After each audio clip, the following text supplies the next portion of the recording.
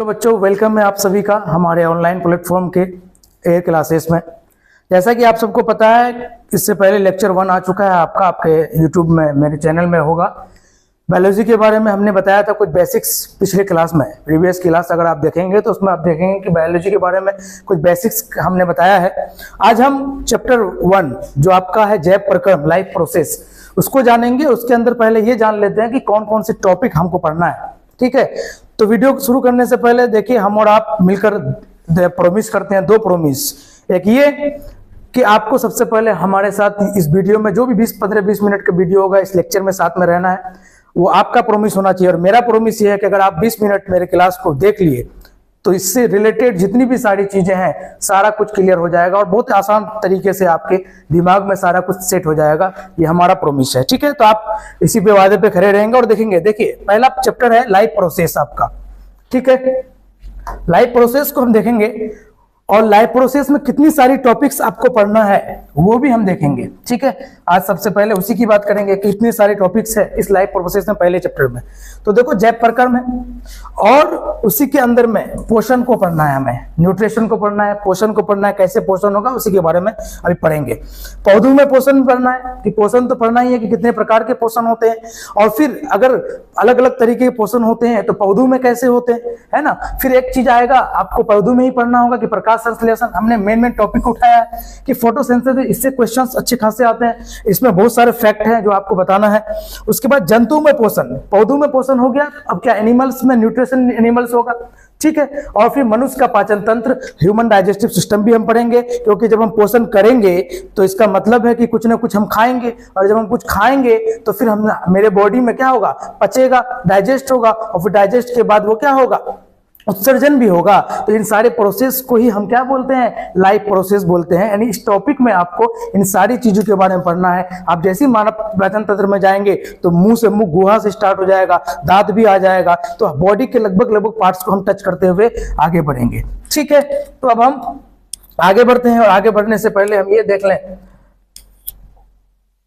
कि क्या है आपके चैप्टर में पढ़ने के लिए। जैसे देखो, विज्ञान के बारे में हमने कल पिछले क्लास में ही पढ़ चुका है कि क्या होता है विज्ञान, और विज्ञान कितने पार्ट्स में डिवाइडेड है। तो ये एक है बॉटनी, जिसको वनस्पति विज्ञान कहते हैं, और एक है जूलॉजी, जिसको जीव विज्ञान कहते हैं। और हमने आपको ये भी बताया था पिछले क्लास में कि वनस्पति विज्ञान का जनक या पिता किसे कहा जाता है, किसे पिता कहेंगे, फादर ऑफ बॉटनी किसे कहेंगे। हमने बताया था, आपको याद होगा, थियोफ्रस्टस। ठीक है, थियोफ्रस्टस याद रखेंगे आप। और जूलॉजी का हमने बताया था, जूलॉजी का बताया था अरस्तु, है ना, अरस्तु। जूलॉजी के पिता किसे बोलेंगे तो अरस्तु को बोलेंगे। ठीक है, देखो यहां पर भी आपका लिखा हुआ है। आगे बढ़े तो देखो, कुछ चीज है कि जीव विज्ञान हम किसे कहते हैं। अब जैसे हम कोई टॉपिक पढ़ना चाह रहे हैं तो उसके बारे में थोड़ा बहुत जान लेते हैं कि जीव विज्ञान है क्या। तो कहता है कि जीव विज्ञान विज्ञान की वह शाखा है, ठीक है, जिसमें हम लोग, यानी हम लोग, आप लोग जो है, समस्त यानी सभी जीवधारियों, जितने भी सजीव हैं, जितने भी जीवधारी हैं, सजीव होंगे, उसके बारे में अध्ययन करते हैं। उसे ही हम क्या कहते हैं, उसे ही हम जीव विज्ञान कहते हैं, बायोलॉजी कहते हैं। ठीक है, और हमने उस दिन बताया था कि बायोलॉजी 2 शब्द से मिलकर बना, एक है बायोस और दूसरा है लोगोस। बायोस का मतलब जीवन, लाइफ, और लोगोस का मतलब अध्ययन। यानी जितने भी सजीवों के बारे में हम अध्ययन करेंगे उसको जीवों का अध्ययन करेंगे, जिसमें उसी को हम क्या बोलेंगे, उसी को हम बोलेंगे बायोलॉजी। ठीक है, यहां तक तो आपको पता ही है, पिछले क्लास में पढ़ा ही चुके हैं। आगे बढ़े तो देखिए, कुछ चीज है बायोलॉजी पढ़ने से आपको कुछ चीज याद रखना है, जैसे कोशिका, सेल, क्योंकि सेल क्या है वो जानेंगे, और फिर सेल कैसे सेल के साथ सेल मिलकर क्या बनता है वो पढ़ेंगे, वो देखेंगे। देखो, कोशिकाएं सभी जीवों का रचनात्मक एवं क्रियात्मक इकाई है। ठीक है, ये क्या है, स्ट्रक्चरल और फंडामेंटल एक यूनिट है। कौन है, सेल, ये याद रखना है आपको। और कोशिकाओं के समूह से उत्तक बनता है। अब कुछ कक्ष से कोशिका मिलेंगे, ऐड होंगे, तो उससे मिलकर क्या बनेंगे, उत्तक, और उत्तकों के समूह को अंग, और अंगों से अंगतंत्र बनते हैं। देखो यहाँ पर है अंगतंत्र, एवं विभिन्न अंगतंत्र मिलकर जीव का निर्माण करते हैं। माना कि ये सेल है, और अगर ज्यादा सेल है तो ये बनाएगा क्या, ये बनाएगा टिश्यू, ये बनाएगा उत्तक, और उत्तक जैसे ही बनेगा, उत्तक के बाद आप इसमें भी उत्तक बहुत सारा माना कि हो गया, तो उत्तक का समूह को हम क्या बोलेंगे, अंग। क्या? अंग। अब कुछ अंग और मिल गए तो क्या हो जाएगा? अंग तंत्र बन जाएगा। क्या बन जाएगा बच्चा? अंग तंत्र बन जाएगा। और सभी अंग तंत्र मिलकर, जितने भी अंग तंत्र है वो मिलकर क्या बनाएगा? एक बॉडी का निर्माण करेगा। एक क्या बनाएगा? बॉडी का निर्माण करेगा। एक बॉडी बनेगा जिसको हम बोलेंगे जीव बनेंगे। इसका मतलब हुआ कि सबसे पहले किसी बॉडी को बनने के लिए जो क्रियात्मक इकाई है, जो फंडामेंटल एंड स्ट्रक्चरल यूनिट है, वो है आपका सेल। और जब सेल का समूह होगा तो क्या बन जाएगा? उत्तक बन जाएगा, जिसे हम टिश्यू बोलते हैं। और जब टिश्यू मिलेंगे आपस में, बहुत सारे टिश्यू मिलेंगे तो आपका बन जाएगा अंग, यानी ऑर्गन बनेगा। और क्या होगा? अंग से यानी अंग बनेगा तो फिर बहुत सारे अंग मिलकर अंग तंत्र बनेंगे। अंग तंत्र, और ये अंग तंत्र मिलकर क्या बन जाएगा? तो ये बन जाएगा कोई जीव। और इसी तरह कोई जीव का निर्माण होगा, चाहे वो मनुष्य हो, चाहे वो कोई भी सजीव हो, चाहे वो जानवर हो, चाहे कुछ भी हो। ठीक है, तो आपको पता चल गया कि सेल क्या है? एक रचनात्मक क्रियात्मक इकाई है। सभी सेल मिलकर क्या बनते हैं? उत्तक। और उत्तकों के समूह को अंग, और अंगों के समूह को अंग तंत्र, और अंग तंत्र के समूह को, या फिर तुम आप बोल सकते हैं अंग तंत्र मिलकर क्या बनते हैं? जीव बनते हैं। ठीक है, यहां तक बात क्लियर हो गई होगी। आगे देखेंगे, देखिए लाइफ प्रोसेस। अब लाइफ प्रोसेस क्या है? अब हमको ये अंग तंत्र तो हमको दे दिया, हम तो अंग तंत्र भी बना लिए, सेलू के और उत्तकों के और अंग के समूह से, सब से हम सजीव का निर्माण तो हो गया। अब इसका ये मतलब नहीं है ना कि हम सजीव तो बन गए, हम जिंदा तो हैं। अब जिंदा हमेशा मृत्यु तक रहने के लिए हमें कुछ प्रोसेस करना पड़ेगा। और जो सारी प्रोसेस, जितनी सारी प्रोसेस हम करेंगे, उन सभी प्रोसेस को हम लाइफ प्रोसेस कहते हैं। देखो कैसे? जैसे देखो, एक बच्चा है, छोटा सा नन्हा सा, है ना? जैसे डायग्राम तो इतना अच्छा बनेगा नहीं, है कि नहीं? देखो एक छोटा सा बच्चा है। ये बच्चा जैसी धरती पे आया, इसका मतलब इसके सारे ऑर्गेन्स बने हुए थे, ये अंग तंत्र बनकर एक सजीव का निर्माण हुआ, जीव का निर्माण हुआ। अब इस बच्चे को बड़ा होने तक या मृत्यु तक जब भी बड़ा होगा, इसके साथ में बहुत सारी प्रोसेस होगी। सबसे पहले ये क्या करेगा? माना कि इसे हम खाना देंगे, हम इसे मुंह से क्या देंगे भाई?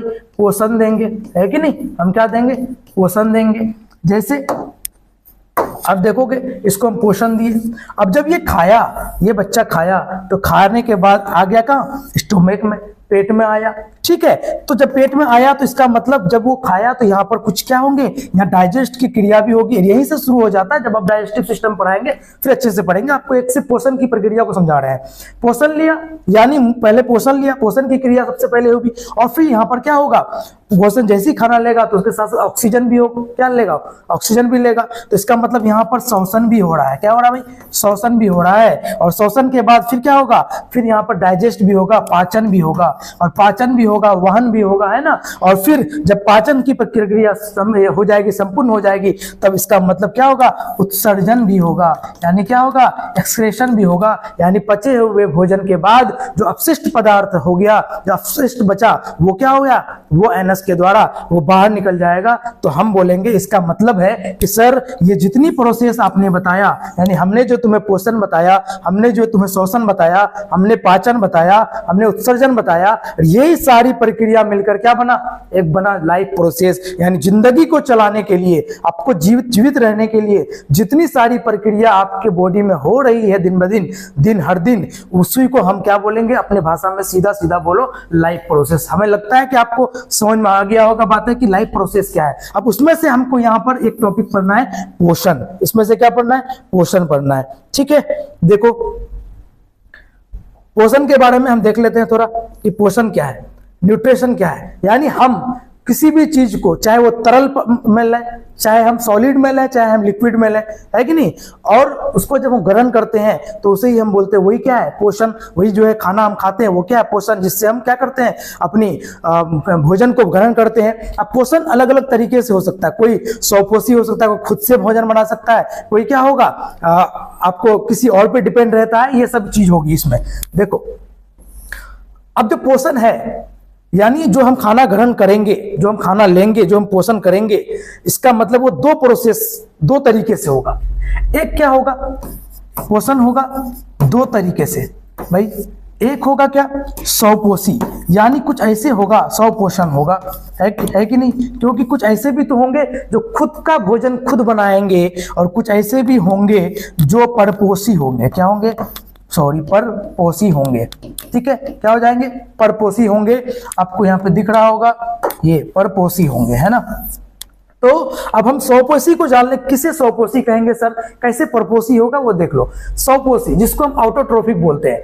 ऑटो का मतलब क्या होता है, जब हम नहीं बोलते अपनी भाषा में कि ये सेल्फ है, ऑटो है, यानी ये जो है ऐसा पोषण जिसमें जीव यानी जो जीव है वो भोजन अपने के लिए अन्य जीवों पर निर्भर न रहकर है ना रहकर भोजन स्वयं संश्लेषित करते हैं, उसे ही स्वपोषण कहते हैं, स्वपोषी कहते हैं। और ये जो करता है, वो जो प्रोसेस करता है उसे बोलते हैं स्वपोषी, यानी पेड़ पौधा। एग्जाम्पल में यानी लगभग जितने पौधे हैं लगभग वो सभी के सभी ज्यादातर पौधे क्या करते हैं, खुद का भोजन खुद बनाते हैं, खुद भोजन बनाने में क्या होते हैं, सक्षम होते हैं। और इसीलिए पेड़ पौधे को स्वपोषी कहा जाता है। और इसमें जो पोषण की क्रिया होती है वो होता है स्वपोषण। तो जो क्रिया इसमें हो रही है वो स्वपोषण है। और जो ये पेड़ पौधा वो कैसा हो गया, ये स्वपोषी हो गया, है कि नहीं। इसके बारे में और डिटेल में हम देख ले थोड़ा। तो देखो, जो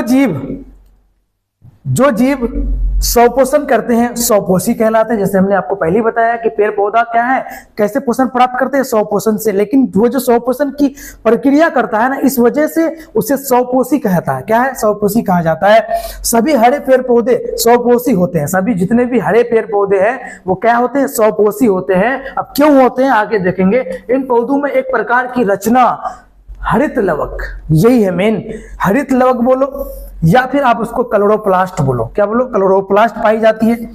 और क्लोरोप्लास्ट हरे रंग का वर्णक है, कैसा है, ग्रीन पिगमेंट है। और पर्ण रहित ही उसको बोल सकते हैं, या क्लोरोफिल पाया जाता है इसमें। और इसी के वजह से क्लोरोफिल के कारण ही पत्तियों का रंग कैसा होता है, हरा होता है। तो आपसे एक कभी कभी क्वेश्चन पूछ लेता है कि पत्तियों का रंग क्यों हरा होता है, तो आपको लिखना है, अगर ऑब्जेक्टिव में आ जाए तो आपको लिखना है क्या, ये हरित क्लोरोफिल। क्या बोलना है, क्लोरोफिल। क्योंकि सर पत्तियों में क्लोरोप्लास्ट और क्लोरोप्लास्ट में क्लोरोफिल पाया जाता है। और क्लोरोफिल की ही वजह से पत्तियों का रंग क्या होता है सर, तो हरा होता है। इसको आपको नहीं भूलना है। जैसे देखो एक चीज हम आपको दिखा रहे हैं, देखो ये यहीं पे देखते हैं। ठीक है, देखो ये है पत्ता, ठीक है, और इस पत्ते में क्लोरोप्लास्ट है। ठीक है, ये क्या है, क्लोरोप्लास्ट है।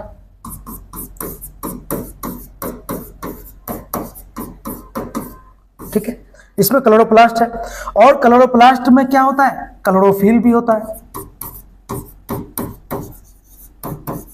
ठीक है, और यही क्लोरोफिल की वजह से आप क्या करते हैं, इस कलर, इसका जो पत्ता का रंग क्या होता है, हरा रंग का होता है। क्या होता है, हरा रंग का होता है। ये ग्रीन पिगमेंट होता है। और इसको पर्ण रहित भी आप बोल सकते हैं क्लोरोफिल को। और इसी क्लोरोफिल की वजह से क्या होता है, पत्तियों का रंग हरा होता है। और इसी क्लोरोफिल की वजह से पत्तियां भोजन भी बनाती है। क्या बनाती है, भोजन भी बनाती है। जैसे स्वपोषण हमने कहा कि ये स्वपोषी है। कैसे है, तो देखो ये अपना भोजन खुद से क्यों बना पा रहा है, ये किसी और पर डिपेंडेंट क्यों नहीं है। कि अगर ये पेड़ है, यहां से पत्ती है, तो चलो ये पेड़ बना देते हैं, ये जड़ है इसकी और ये इसकी शाखाएं हैं। तो पत्ती क्या यहाँ क्या कर रहा है, ये जड़ से क्या ले रहा है भाई, ये जल ले रहा है। क्या ले रहा है, जल खुद ले रहा है, जल प्लस खनिज ले रहा है कि नहीं, जल और खनिज ले रहा है। और ये जो इन्वायरमेंट है, ये वातावरण या वायुमंडल है, ये वायुमंडल से क्या ले रहा है, ये CO2 ले रहा है। क्या ले रहा है, CO2 ले रहा है। और यहां से सूरज की रोशनी है ना, सूरज की क्या ले रही है, सूर्य की किरण ले रहा है। और सूर्य की किरण की मौजूदगी में यहाँ पर रासायनिक अभिक्रिया होता है। रासायनिक अभिक्रिया के बाद ये खाना खुद से बनाता है, पत्तियों में स्टोर होता है, जिसे हम बाद में पढ़ेंगे, जो ग्लूकोज के नाम से हम जानते हैं। यहाँ से CO2 लिया वातावरण से, यहाँ से सूर्य की रोशनी लिया जो सूर्य के प्रकाश से, और फिर नीचे से क्या लिया, तो नीचे से लिया जल और खनिज, और सब मिलकर क्या बनाया, एक पत्तियों में भोजन बनाया। और इसी भोजन को वो क्या करता है, खुद से लेता है। इस वजह से ये किसी और पे डिपेंडेंट नहीं रहा, यानी किसी और जीव पे डिपेंडेंट नहीं रहा। पानी अगर लिया तो नीचे से ले लिया, CO2 लिया अगर तो वातावरण में ऐसे ही ले लिया, और फिर सूर्य की प्रकाश ऐसे भी है वहां से ले लिया। लेकिन किसी सजीव पर, किसी जीव पर निर्भर नहीं रहा, और इन्हीं सारी चीजों से मिलकर अपना भोजन खुद बना लिया, इसलिए इसे बोलते हैं कि स्वपोषी है और ये अपना भोजन खुद से बना सकता है क्योंकि इसके पास क्लोरोफिल है और क्लोरोफिल में एब्जॉर्बेशन की क्षमता होती है जो सूर्य के प्रकाश को संश्लेषित करता है और संश्लेषित करने के बाद इसे क्या करता है, भोजन में कन्वर्ट करता है प्रकाश संश्लेषण की क्रिया के थ्रू, है ना। तो प्रकाश संश्लेषण की एक विधि है जिसके द्वारा पत्ते क्या या फिर पेड़ पौधे क्या बनाते हैं, अपने भोजन की प्रोसेस को जारी रखते हैं। ठीक है, तो अब आई होप कि यहां तक आपको समझ में आया होगा।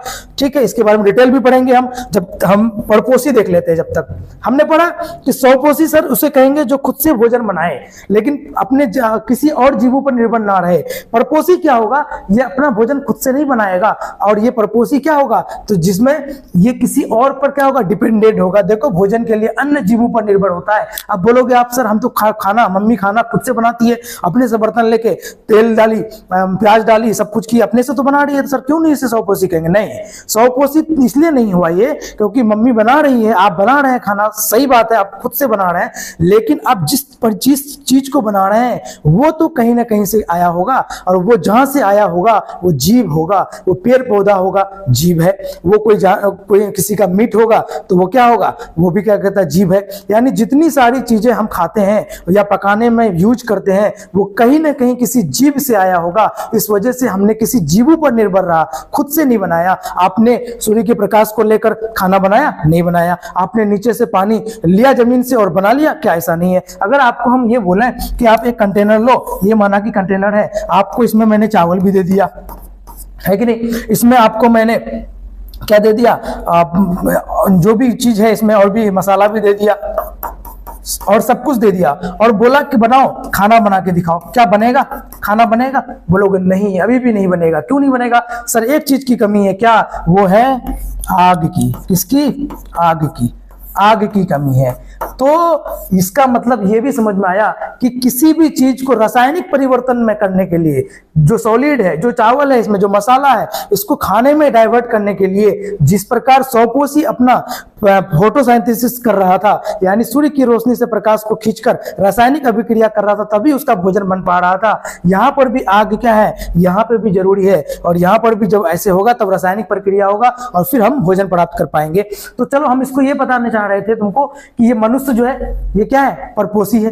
क्या है? परपोषी है। यानी जिसमें परपोषण की क्रिया हो वो क्या होगा? परपोषी। ये अपना भोजन खुद से बना नहीं रहा, ये किसी और पे डिपेंड है। जानवर खुद से अपना भोजन बनाता है क्या? नहीं। पेड़ पौधे को खाता है तो पेड़ पौधा अलग जीव है, यानी किसी और जीव पर वो निर्भर रहा। कीड़े मकोड़े वो भी क्या है? कीड़े मकोड़े भी किसी और पे क्या है? डिपेंडेंट होता है। अब इसको अलग अलग करके हम पढ़ेंगे भी, तो कीड़े मकोड़े बहुत सारा मृत जीवी में रहते हैं, बड़े हुए चीजों में रहे वहीं से खा लिए। कुछ ऐसे भी हैं जो आपके बॉडी में रहकर आप ही के साथ रहता है और आप ही के क्या कहते हैं बॉडी से पोषण करता है। तो ऐसे चीजों को भी हम आगे पढ़ेंगे। तो जितने चीज जो भी सारे सजीव किसी और जीवों पर डिपेंड होकर अपना भोजन प्राप्त करता है, हम उसको बोल सकते हैं कि बोलते हैं क्या? परपोषी। तो क्या बोलेंगे? परपोषी। और ऐसे क्रिया को परपोषण की क्रिया उसमें होती है। और जो स्वपोषण होता है, स्वपोषण वाले ऑटोट्रोफिक होते हैं, यानी ऑटोट्रोफ्स होते हैं। और वो क्या होता है? वो भोजन खुद से अपने से बनाता है। उसका एग्जाम्पल है हरे पेड़ पौधे। ठीक है, आगे बढ़े।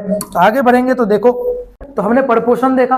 अब ये परपोषण क्या है? मनुष्य क्या है? परपोषी है। मनुष्य क्या है? परपोषण है, परपोषी है। जानवर भी क्या है? ये भी अपना भोजन खुद से नहीं बना रहा। कीड़े मकोड़े क्या है? वो भी अपने भोजन खुद से नहीं बना रहा। वो चाहे तो किसी सड़े गले में रहेगा, चाहे तो किसी के संपर्क में आएगा, तब अपना भोजन प्राप्त करेगा। तो परपोषण के प्रकार होंगे। अब स्वपोषी के तो प्रकार नहीं होंगे, लेकिन परपोषण के प्रकार होंगे, क्योंकि इसमें जानवर है, ये किसी और पे डिपेंडेंट है ना। मनुष्य है, वो किसी और पे डिपेंडेंट है। कुछ कीड़े मकोड़े हैं जो सड़े गले से कोई भोजन बनाते हैं, तो मृतजीवी भी तो होंगे, कुछ परजीवी भी होंगे जो आपके ही साथ रहेंगे, दोस्त के साथ रहेंगे और दुश्मनी वाला काम करेंगे। जैसे जू, आपका गोलकृमि, ये भी तो भोजन आपसे ही प्राप्त कर रहा होगा। तो इसका मतलब क्या हुआ? इसका मतलब ये हुआ कि आपके शरीर में रहकर भी कोई चीज अपना पोषण प्राप्त, कोई जीव अपना पोषण प्राप्त कर रहा है, तो उसको भी परपोषण में ही रखेंगे, लेकिन उसके प्रकार अलग होंगे। अभी हम देखेंगे या नेक्स्ट क्लास में इसको हम देखेंगे, है ना कि नहीं।